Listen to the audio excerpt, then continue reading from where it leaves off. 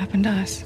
Maybe we stopped looking for the light. Hey guys, Dan here, aka Wolf, and we're going to talk about Firefly Symbolism in The Last of Us Part 2 as it prescribes to Abby, as well as the general mood of most of the game. Obligatory spoiler warning, stop now or forever hold your peace. In my last video, I talk about how the moth is used as direct iconography for Ellie, which you can check out in the link above. However, the image of the fireflies is not used as an overt emblem for Abby. In fact, the scarcity of this image plays directly into its chief meaning, which is quite simply and quite powerfully hope, as espoused by the Firefly's mantra, when you're lost in the darkness, look for the light. Abby and her 7 companions are ex-Fireflies that have been displaced following the decapitation of their leadership and the deaths of many of their brethren at the hands of one man.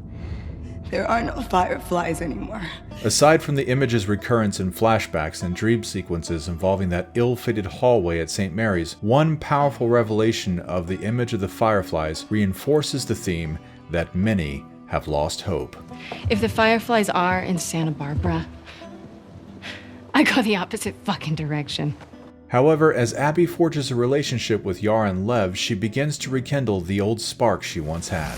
When you're lost in the darkness, look for the light.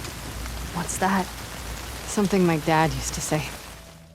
When Abby is ultimately brought back from the edge of darkness by her friend Lev, the two of them set out to find the Fireflies, whom they eventually make radio contact with. After the game's grisly conclusion leaves Abby and Lev all but lost in the darkness, we are left to assume that they look for the light by setting out on their 100-mile journey to meet up with the Fireflies on Catalina Island. Talking away,